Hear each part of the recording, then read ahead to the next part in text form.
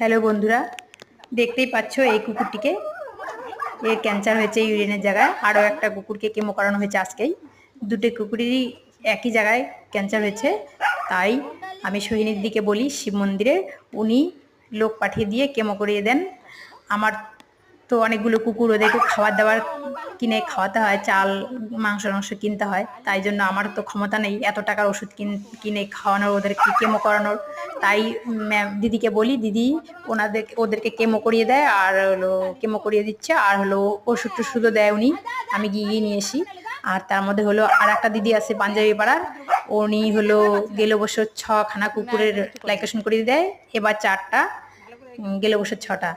তো 10টা কুকুর, মোট 10টা কুকুরের লাইকেশন করে দিয়েছে। তো আমি এটাই বলতে চাই, তোমরা প্লিজ এটা চ্যানেলটাকে একটু সবার কাছে শেয়ার করে দিও, সাবস্ক্রাইব করে দিও আর লাইক করে দিও, যেন এদের জন্য কিছু হলে আমি কিছু করতে পারি।